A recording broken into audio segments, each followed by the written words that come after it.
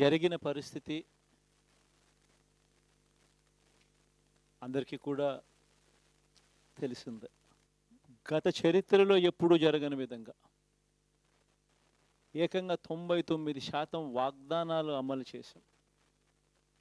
ఎప్పుడు జరగలేదు ఆంధ్ర రాష్ట్ర చరిత్రలో కానీ దేశ చరిత్రలో కానీ ఈ మాదిరిగా మేనిఫెస్టో అన్నది ఒక పవిత్ర గ్రంథంగా భావించి అదొక బైబిల్ గాను, అదొక ఖురాన్ గాను, అదొక భగవద్గీత గాను భావిస్తూ టిక్కు పెట్టమని చెప్పి ప్రతి ఇంటికి పంపించి టిక్కు పెట్టమని చెప్పి ప్రతి అడుగుతూ ఆ ప్రతి అక్క చెల్లెమ్మల ఆశీస్సులు తీసుకుంటూ ఆ ఇంట్లో ఉన్న అవ్వాతాతల దీవెనలు తీసుకుంటూ ఏ రోజు కూడా ఈ మాదిరిగా బటన్లు నొక్కడం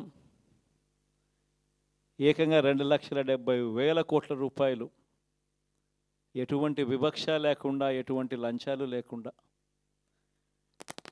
ఏ నెలలో ఏమిస్తామో అని ముందే చెప్పి క్యాలెండర్ ప్రకటించి ఆ నెలలో అది తప్పకుండా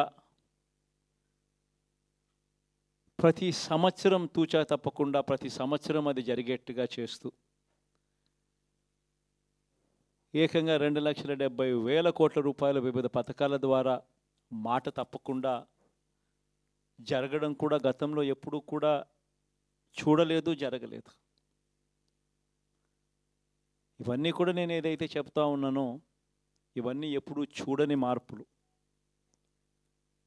గతంలో ఎప్పుడు జరగని సంస్కరణలు. విద్యారంగంలో అయితేనేమి, వైద్య రంగంలో అయితేనేమి, వ్యవసాయ రంగంలో అయితేనేమి, సామాజిక న్యాయం అంశంలో అయితేనేమి, మహిళా సాధికారత అంశంలో అయితేనేమి, గవర్నెన్స్ విషయంలో అయితేనేమి ఎప్పుడు జరగని చూడని సంస్కరణలను కూడా తీసుకొచ్చాం. ఇవన్నీ నేను ఏదైతే చెప్తా ఉన్నానో ఇవన్నీ మనం చేసి చూపించి ప్రజల మన్ననలు పొందిన తర్వాతే ఎన్నికలకు వెళ్ళాం. ఎన్నికల్లో ఏమైందో తెలీదు. 5 సంవత్సరాలు కళ్ళు మూసుకుంటే చాలా అయిపోయింది. 5 సంవత్సరాలు మళ్ళీ 2024 నుంచి 2029 కూడా అదే మాదిరిగానే కళ్ళు మూసుకుంటే 2029 కూడా కళ్ళు మూసుకుంటే వచ్చేస్తుంది. ఇవి మనం గుర్తుపెట్టుకోవాల్సిన అంశం ఏమిటి అని